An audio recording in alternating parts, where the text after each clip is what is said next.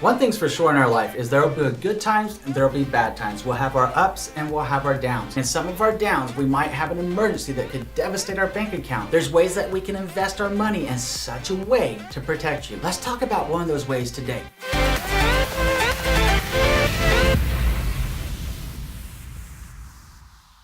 My name is Andrew Finney, and my passion is helping you make sense of real estate. If you need help finding a top agent near you, or if you simply want to drop me a line to say hello, my contact info is below. If you're new here, please go ahead and subscribe to this channel now and like this video. Thank you. All right, my friend, let's take a closer look at this. Obviously, we know that setting up an emergency fund is extremely wise to do. You're wondering how much money you should have set aside. Generally, 3 months to 6 months at a minimum of your overall living expenses is best practice. If you haven't started an emergency fund yet, it's okay. Just get started and start saving up your money in case that you need it for an emergency. There is a way that you can handle both of these things in planning for your retirement, saving money, and having a fund you can rely on in the case of an emergency. And that's called a Roth IRA. So let's discover what is a Roth IRA. A Roth IRA is a specific type of retirement account that as of 2019, you could contribute up to $6,000 for a calendar year. That being said, if you're watching this video and it's after 2019, it's very easy to find out what the max contribution amount is by simply a Google search, talking to a financial advisor, or your bank. A Roth IRA works a little bit different than a 401k account or a traditional IRA in the sense that the money that you deposit into this account is being invested after you've already paid the taxes up front on the money, which means that you won't have the tax liability when you come time to withdraw it in your golden years, making it a great vehicle for a retirement account. With that said, a Roth IRA does have some income restrictions that may impact your ability and limit your ability to contribute. Let's talk about them. The first one is that if you're single and you're making over $137,000 in 2019, you're not going to be able to contribute to a Roth IRA, unfortunately. The second is that if you're married filing jointly, like together, right, and you earn over $203,000 in 2019, you're not going to be able to contribute to the Roth IRA. Now, for everyone else that's underneath those income thresholds, absolutely, it's a smart idea to get started with right away. The second thing to know about a Roth IRA is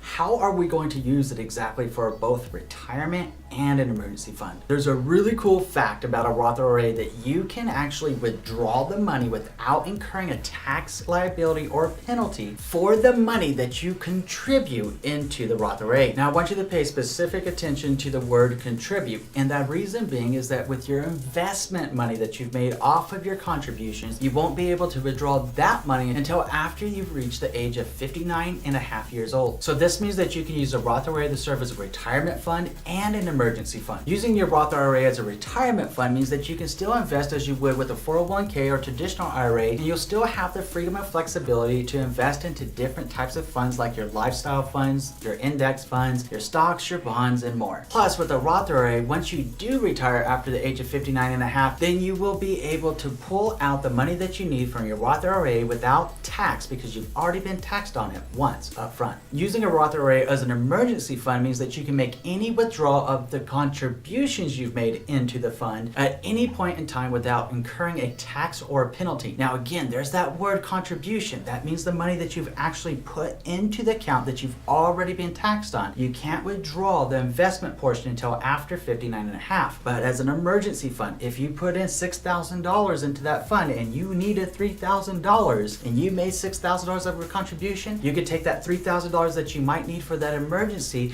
without incurring a tax penalty. Now, of course, the money that you take out of your contribution amounts is going to lower the amount of money that you have going for your overall retirement when that day comes. So it's important that if at all possible to recontribute to your Roth IRA for as long as you can. Now, Roth IRA is something that because of the income restrictions is extremely smart to do when we're younger in life and we generally haven't hit the higher income brackets just yet. So take advantage of it while you can, and whenever you're no longer able to contribute, you'll have the peace of mind of knowing that you have a retirement fund that's earning money for you to be there for you when you get ready to retire, and also a fund that you could use in the case of an emergency available to you. It's a smart move to start today. Please look into it. A Roth IRA is a smart move to make. So contact a financial advisor or your bank today and get started right away. So now that you know how to have both a retirement account and an emergency savings fund, let's talk about 4 ways to stop rating your savings and how much money you should have in your emergency fund. Looking forward to our next conversation. We'll see you in a few.